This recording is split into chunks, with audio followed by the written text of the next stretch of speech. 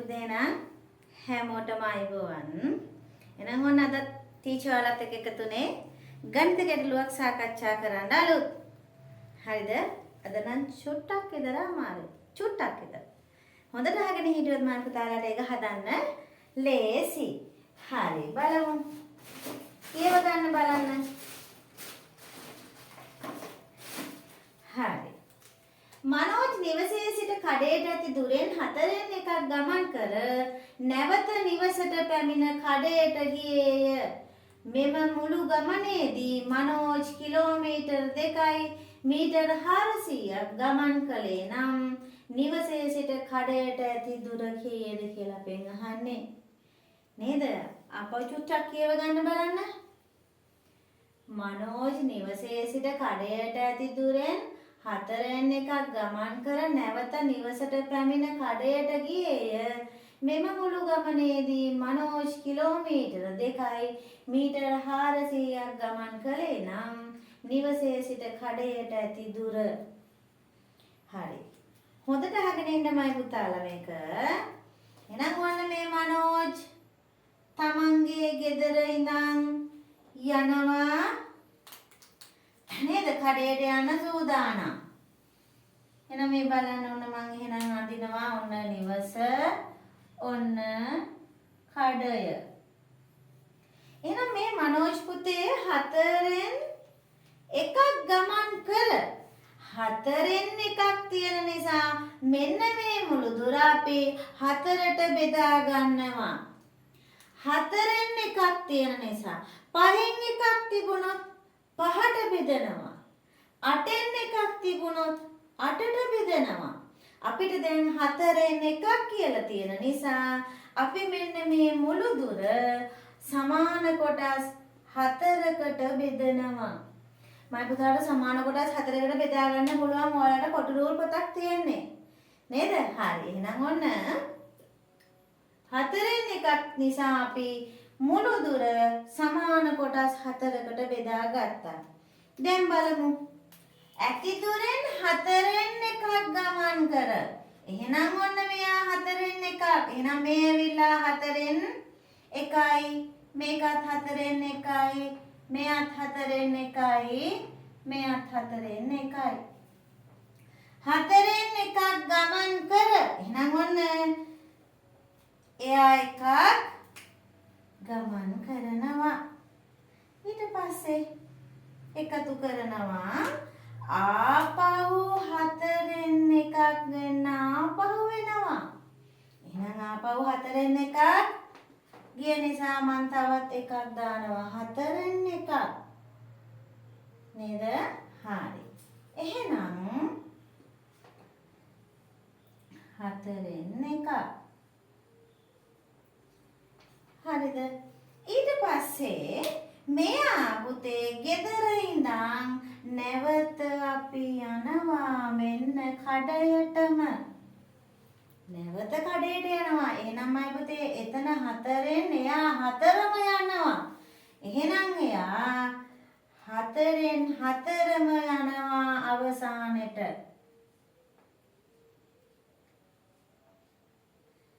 නේද?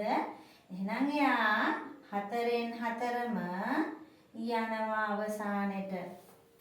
එහෙනම් මෙයාගේ කොටස් කීයද සමාන කැබලි?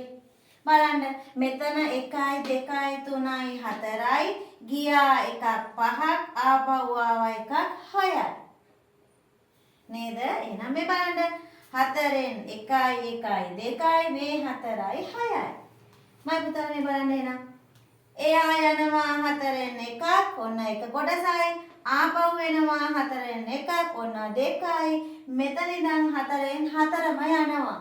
එහෙනම් කොටස් 6ක්. එහෙනම් සමාන කැබලි. එහෙනම් සමාන දුරවල් 6ක් තියෙනවා මෙතන. හරිද? එහෙනම් මයි පුතේ මේ සමාන 6ම කියනවා අපිට අවසානයේදී මෙම මුළු ගමනේදී මනෝජ් කිලෝමීටර් 2යි මීටර් 400ක් ගමන් කළේ නම් ඒ කියන්නේ මෙන්න මේ සමාන කොටස් 6ේම එකතුව තමයි ඔය කිලෝමීටර 2යි මීටර 400 කියන්නේ. එහෙනම් මම පුතේ එක කොටසක් හොයන්න අපි දන්නවා කිලෝමීටර 2යි මීටර 400 6න් බෙදන්න ඕනි. 6න් බෙදන්න ඕනි. හරි. එහෙනම් බලමු. මම මෙතන හදනවා. එහෙනම් කිලෝමීටර 2යි මීටර 400මයි පුතේ බෙදන්න කලින් අපි මෙයා මීටර් කරගන්න ඕනේ. මයි පුතාලා දැන් දන්නවා. එහෙනම් කිලෝමීටර් 1ක් මීටර් 1000යි. ඒ නිසා කිලෝමීටර් 2 1000න් ගුණ කරන්න ඕනේ. 1000න් ගුණ කරපුවාම 2000යි. ඒ 2000ට මේ මීටර් 400 එකතු කරන්න ඕනේ. එහෙනම් එකතු කරපුවාම කීයද? 2400යි. එහෙනම් ඔන්නමයි පුතේ දැන් මීටර් 2400 අපිට 6න් බෙදන්න පුළුවන්. හරිද? 6න් බෙදන්න පුළුවන්. මම එහා පැත්තෙන් හදනවා. එහෙනම් ඔන්න මීටර් 2400 අපි 6න් බෙදනවා. ඇයි ඒ 6න් බෙදන්නේ? මෙන්න මෙයා කොටස් 6ක් ගිහින් තියෙනවා දැන්. ඒ 6ම තමයි කියන්නේ අපිට කිලෝමීටර් 2යි මීටර 400 කියලා. එහෙනම් එක කොටසක් අපි කීයද කියලා හොයන්න 6න් බෙදන්න ඕනි. ඊට පස්සේ පුළුවන් අපිට මුළු දුරටම කොටස් 4ක් තියෙන නිසා ඒක 4න් ගුණ කරන්න. අපි 6න් බෙදලා ඉමු. 24ට 6 ඒවා 4යි. එහෙනම් 6 වරක් 4 24යි. 24න් 24ක් අඩු වුණාමයි පුතේ බිඳුවයි. මේ බිඳුව පහළට ගේනවා. බිඳුවට 6 ඒවා නෑ. 6 වරක් බිඳුව බිඳුවයි. බිඳුවෙන් බිඳුවක් අඩු වුණාම බිඳුවයි. ඊට පස්සේ මෙන්න මේ අන්තිම බිඳුව මෙතෙන්ද ගේනවා. එහෙනම් බිඳුවට 6 ඒවා ඒත් නෑ. 6 වරක් බිඳුව බිඳුවයි. බිඳුවෙන් බිඳුවක් අඩු වුණාම බිඳුවයි. එහෙනම්මයි පුතේ එක කොටසක් වෙනවා කීයද? 400ක්. මම ලියමු මේක තැනක. එහෙනම් ඔන්න අපි අවසානයේ හොයාගත්තා මේ එක කැබැල්ලක් මෙන්න මේක දුරක් මීටර් 400යි කියලා. අපෙන් අහන්නේ නිවසේ සිට කඩේට ඇති දුර. එහෙනම් නිවසේ සිට කඩේට ඇති දුර 1යි 2යි 3යි 4යි. එහෙනම් 4ක් තියෙන නිසා අපි 400මයි පුතා 4ෙන් ගුණ කරන්න ඕනේ. දැන් එහාට ටීචර් බෝඩ් එකේ ඉඩ නැහැ. එහෙනම් මම මෙතනින් ගුණ කරනවාමයි පුතාලා පිළිවෙලට ලියා ගන්න ඕනේ. එහෙනම් 400 අපි ගුණ කරනවා 4ෙන්. කීයද? 4 වරක් බිඳුව බිඳුවයි. 4 වරක් බිඳුව බිඳුවයි. 4 වරක් 4 16යි. එහෙනම් මීටර 1600යි. එහෙම නැත්නම් අපි දන්නවා සියය ස්ථානයෙන් එහාට මීටර, සියය ස්ථානයෙන් මෙහාට කිලෝමීටර. එහෙනම් මේක කිලෝමීටර 1යි මීටර 600ක දුරක් තියෙනවා මනෝජ්ගේ නිවසේ ඉඳන් කඩයට. හරිද මම පුතේ? චුට්ටක් විතර අමාරුයි නේද? හරි. එහෙනම් මට තව ප්‍රශ්නයක් අහුවොත් මේකේ. නිවසේ සිට 4න් එකක දුරක් ගොස් ආපසු නැවත ආවේ නම් ආවා කියලා තියෙනවානේ. දුර කොපමණද කියලා අහනවා. එහෙනම් අපි දන්නවා ඒක කැලක් 400යි. 400 ඒවා දෙක 800යි. නේද? එහෙනම් මීටර් 800යි. මේක අපිට පුළුවන් මීටර වලින් තැනක් පුළුවන් කිලෝමීටර මීටර වලින් වෙන් කරන්න පුළුවන්. මේ වගේ ගණන් 9ක් හදනවද දවස් වලත් එක්ක මම. එතකොට මේක very easy. නේද? අවසානයේට හදන්න පුළුවන්.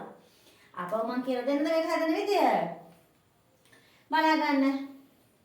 එහෙනම් ඔන්න අපිට මනෝජ් නිවසේ සිට කඩේට ඇති දුරෙන් 4න් එකක් ගමන් කර 4න් එකක් තියෙන නිසා මයි පුතේ නිවසේ ඉඳන් කඩේට ඇති දුර සමාන කොටස් 4කට වෙන් කර ගන්න ඕනේ ඉස්සරවම.